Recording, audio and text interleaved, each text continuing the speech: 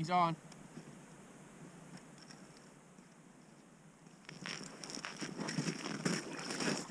Oh, nice little guy. I'm gonna keep him in the water. All right, so we're gonna be making a pike rig here on the lake. Gonna go over how we make ours and then how we set our tip ups. All right, so what you'll need is a little bit of steel leader. We usually like to use 30 or 40 pound test is good. And then you're gonna want 2 treble hooks. They're size 6 or size 8. We like to keep it a bit smaller so the fish don't feel it. And then you're gonna need a swivel and 2 crimps. We got another one. Feed it a little line and see if it's there. Oh yeah, there he is. Just a little one again, I think. Yeah. Another thing, when you're landing the fish, if someone else takes the tip up and walks backwards, it really helps to not get all that line tangled. And when it's really cold, if you're not going to keep them, leave them in the hole. That way their gills and eyes don't freeze. So the first step in making the pike rig is slide one of the crimps on your steel leader. After you put the crimp on, throw the swivel on there. Take your tag end of steel leader and slide it through the crimp. Once you've got it through the crimp, you've got a little tag end. Pull the long side of the steel leader to tighten it up. Then take some side cutters and press down 5 or 6 times. Alright, now you've got that swivel attached to the one side with the crimp. Next, take your treble hook, slide it on the steel leader. As you can see, that can move around. Follow that up with another crimp. Then take your second treble hook, put it on there. We like to use a smaller treble hook for the one that can't move. Poke through the crimp, tighten it up. Once that's on there, you take your side cutters. There you go. How we like to store these so they don't make a mess, we like to put them in these little bags.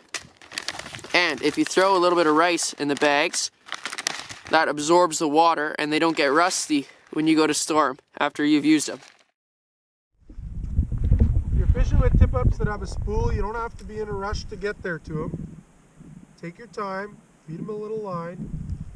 This one might actually be big enough. No.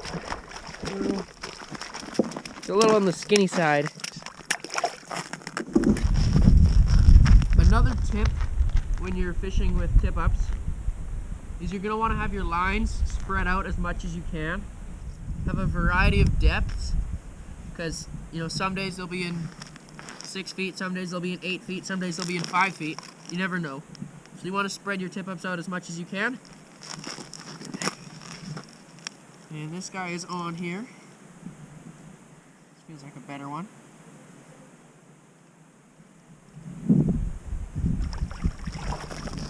No, it is definitely not a better one.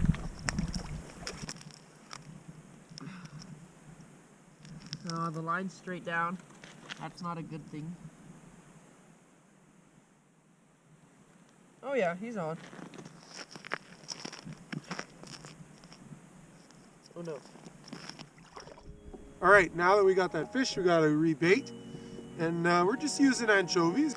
But in Southern Alberta, it's been awfully cold the last couple weeks. It was minus 28 this morning.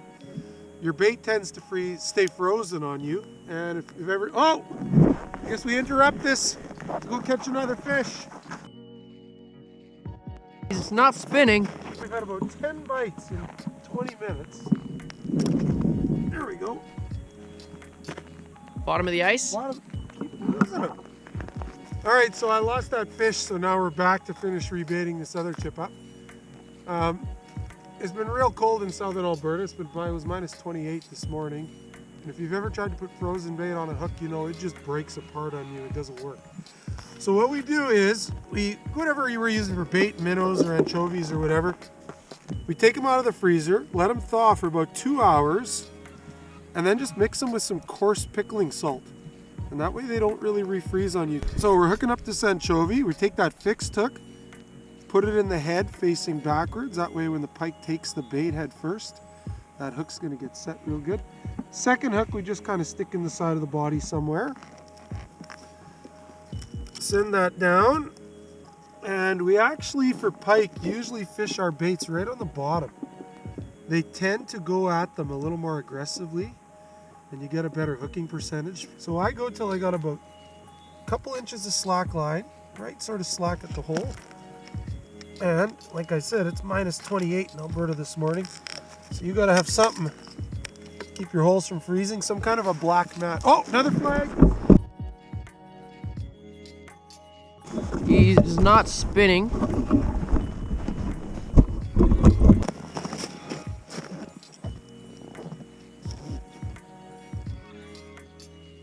Oh yeah, he's on.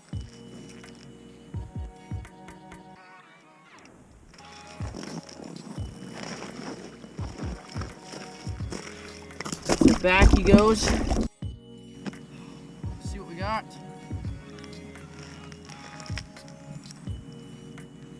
Oh, he's on. Yes, he's definitely on. Hurry. You want to do the tip up? Got him. Oh, he dropped it. Oh, he's still on. He's right there. The line's going every direction. Tiny.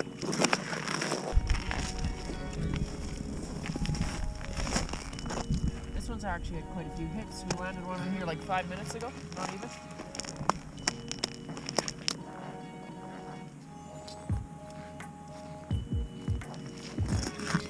Don't take him out of the hole.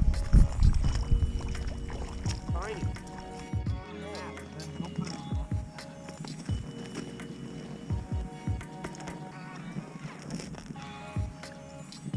He's in the water.